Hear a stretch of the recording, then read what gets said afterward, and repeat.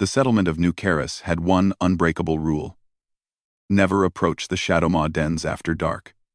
Lyra Dent had broken that rule 3 months ago. And somehow, she was still alive. She stood now in the mouth of Thorne's cave, her breathing steady despite the cold sweat running down her spine.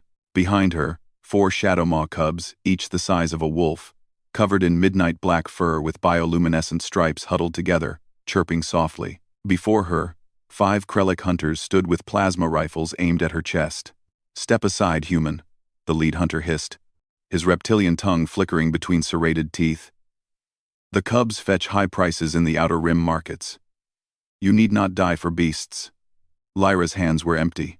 Her sidearm lay back at the research station, locked away as per the treaty. All she had was her body, her voice, and the insane conviction that had gotten her into xenobiology in the first place. "No," she said simply. The Krellic leader's eyes narrowed. "You are unarmed. We are 5. This is foolish even by human standards." "Probably," Lyra admitted, shifting her weight. She'd spent weeks studying Shadow Maw body language, learning how they moved, how they fought. She wasn't one of them, but she understood them. "But I made a promise." 3 months ago, Lyra had been collecting samples near this very den when a rock slide trapped her inside. She'd expected to die either from injury or from Thorne himself when he returned. Instead, the massive alpha had simply observed her for 2 days, while she treated her broken leg with her field kit. When he finally approached, he'd brought her water in his mouth from the underground stream. An understanding had formed. She studied his pack from within, learning their language of growls and postures, their social structures, their fierce devotion to family. And when Thorne's mate had died giving birth, Lyra had stayed to help care for the cubs. Every night for 3 months, she'd come to this den, feeding them, teaching them to hunt, earning her place in their strange, cross-species family. The Krellic wouldn't understand that. To them, Shadow Maws were merchandise. "Last chance, human." Lyra dropped into a crouch, mimicking the pre-attack stance she'd seen Thorne use countless times. The hunters laughed, a hissing, rattling sound. The first one rushed forward, confident. Lyra waited until the last possible moment, then dove sideways, using his momentum against him. Her elbow cracked against his throat as she rolled. Not enough to kill Krellic's had reinforced tracheas, but enough to send him stumbling. The second fired, but Lyra had already moved, keeping the first hunter between her and the plasma bolt. The shot took him in the shoulder, and he screamed. 2 seconds. "That's all I bought." The cubs whimpered behind her. She could hear them trying to hide deeper in the cave, just as she'd taught them. Good. Smart cubs. Their father would be proud. The remaining 4 hunters spread out, surrounding her. Lyra's heart hammered.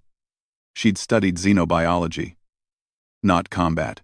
Every move she'd made so far had been borrowed from the Shadow Maws, instinct and desperation mixed together. Impressive, the leader admitted. But futile. He was right. Lyra knew it.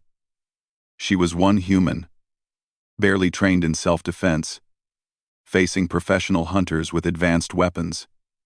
The mathematics were brutal and simple, but humans had never been good at mathematics when any cubs were involved. She charged.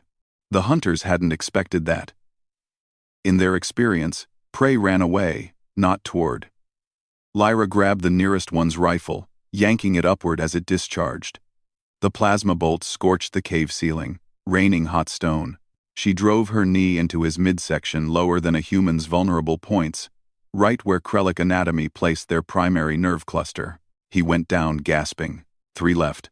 Pain exploded across Lyra's back as a rifle butt slammed into her spine.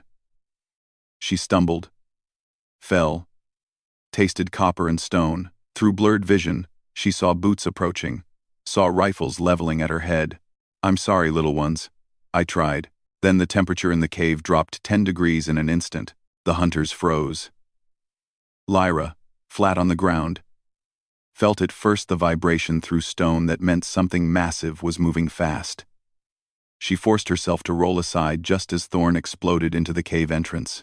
The alpha Shadow Maw stood nearly 3 meters tall on his hind legs, his bioluminescent stripes blazing electric blue with rage. His roar shook loose stones from the walls, a sound that bypassed the ears and went straight to the primal hindbrain where ancient prey memories lived. The Krellic hunters managed 2 shots before Thorne was among them. It was over in seconds. Shadow Maws were ambush predators, built for explosive speed and overwhelming force. Against trained hunters in an enclosed space, one might have been in danger. But Thorne wasn't just any Shadow Maw. He was an alpha who'd just found strangers threatening his cubs, and the strange, furless creature who'd helped raise them. The Krellics never stood a chance. When silence fell, Lyra pushed herself up on shaking arms. Thorne stood among the bodies, breathing hard, his stripes slowly fading from enraged blue back to their usual soft green. Blood matted his fur, none of it his. The alpha turned to her, and for a moment, Lyra wondered if survival instinct would override recognition. She was, after all, the same species as the hunters who'd invaded his den. Then Thorne's massive head lowered, and he pressed his forehead gently against hers, the Shadow Maw gesture of pack bond, of family. Behind him, the cubs tumbled out from their hiding spot, chirping and climbing over both their father and their human guardian. Lyra started laughing and couldn't stop, relief and terror and joy mixing into something incoherent. She wrapped her arms around the nearest cub, felt its purr vibrate through her chest. "You took your time," she told Thorne breathlessly. The alpha made a sound somewhere between a chuff and a growl amusement she'd learned to recognize. He'd been hunting in the northern ranges, miles away. He'd run the entire distance back when he sensed danger. As Lyra sat surrounded by Shadow Maws, her back screaming pain and her hands trembling with adrenaline crash, she thought about the settlement's rules, about how the galaxy saw humans as useful but fragile, clever but weak.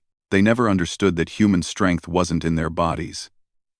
It was in the insane things they'd do for family, any family.